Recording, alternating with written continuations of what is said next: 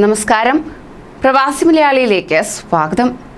യുഎഇയിലേക്ക് എത്തിച്ചേരാൻ കാത്തിരുന്ന പ്രവാസികൾക്ക് ഏറെ നിരാശാജനകമായ വാർത്തയാണ് പുറത്തുവരുന്നത്. പ്രവാസികൾക്കായി കേരളം പോലും ഒരുങ്ങിയിരുന്നു. വിമാനത്താവളങ്ങളിൽ റാപ്പിഡ് ടെസ്റ്റ് സൗകര്യം ലഭ്യമാക്കാൻ നിർദ്ദേശം നൽകി. കൂടാതെ വാക്സിൻ മുൻഗണന നൽകി. എന്നിട്ടും അവസാന നിമിഷം സംഭവിച്ചത് എന്തെന്ന ആശങ്കയിലാണ് അധികൃതർ.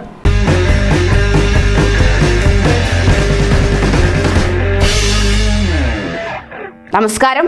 പ്രവാസി മലയാളിയിലേക്ക് സ്വാഗതം. പ്രവാസി വാർത്തകൾക്കായി ഈ ചാനൽ സബ്സ്ക്രൈബ് ചെയ്യും. വാക്സിൻ സ്വീകരിച്ചവർക്ക് ഇന്നു മുതൽ ദുബായിലേക്ക് മടങ്ങിയെത്താനാകുമെന്ന പ്രതീക്ഷകൾക്ക് മങ്ങലേൽക്കുകയാണ്. ഞായറാഴ്ച ഉച്ചയ്ക്ക് നിർത്തിവെച്ച ടിക്കറ്റ് ബുക്കിംഗ് ഇതുവരെ പുനരാരംഭിച്ചില്ല എന്നതാണ് ലഭ്യമാക്കുന്ന വിവരം.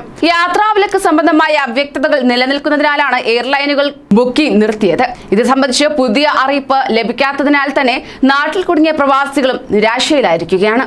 ഇന്ത്യ, ദക്ഷിണാഫ്രിക്ക, നൈജീരിയ എന്നീ രാജ്യങ്ങളിൽ നിന്നുള്ള യാത്രക്കാർക്ക് വാക്സിൻ നിർബന്ധമാക്കിയതായി ശനിയാഴ്ചയാണ് ദുബായ് ദുരന്ത നിവാരണ സമിതി അറിയിച്ചത്.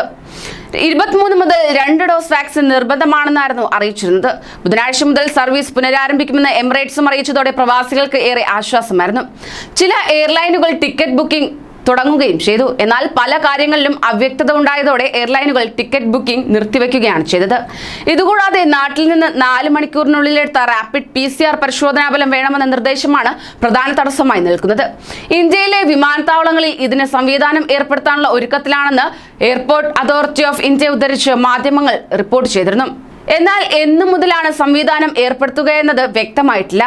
കേരളത്തിലും സംസ്ഥാന സർക്കാർ ഇതിനുള്ള സൗകര്യങ്ങൾ ഒരുക്കുമെന്നാണ് അറിയാൻ കഴിയുന്നത്. എന്നാൽ മറ്റു ചില സംസ്ഥാനങ്ങളിലും അനിശ്ചിതാവസ്ഥയുണ്ട്. മറ്റ് എമിറേറ്റുകളിലെ വിസക്കാർക്ക് ദുബായിൽ എത്താമോ? വാക്സിൻ എടുക്കാത്ത കുട്ടികൾക്ക് യാത്ര ചെയ്യാമോ? 6 മാസത്തിൽ കൂടുതൽ നാട്ടിൽ തങ്ങിയവർക്ക് യാത്രാവിലക്കുണ്ടോ? GDRFയുടെ അനുമതി വേണോ? തുടങ്ങിയ വിഷയങ്ങളിൽ എയർലൈനുകൾക്ക് പോലും വ്യക്തമായ ഉത്തരമില്ല എന്നതാണ് ആകെ കുഴയ്ക്കുന്നത്. ഈ സാഹചര്യത്തിലാണ് ബുക്കിംഗ് നിർത്തിയത്. സോൾഡ് ഔട്ട് എന്നാണ് ഇവരുടെ വെബ്സൈറ്റിൽ ഇപ്പോൾ കാണിക്കുന്നത്. ഇന്ത്യക്കൊപ്പം ഇളവ് നൽകിയ ദക്ഷിണാഫ്രിക്കയിലേക്കും നൈജീരിയയിലേക്കും എമിറേറ്റ്സ് ജൂലൈ 6 വരെ സർവീസ് നിർത്തിവെച്ചതും ഇന്ത്യൻ പ്രവാസികളുടെ ആശങ്ക വർദ്ധിപ്പിക്കുകയാണ്. എങ്കിലും പ്രവാസികൾ ഏറെ പ്രതീക്ഷയോടെയാണ് കാത്തിരിക്കുന്നത്. കൂടുതൽ പ്രവാസി വാർത്തകൾക്കായി ഈ ചാനൽ സബ്സ്ക്രൈബ് ചെയ്യൂ.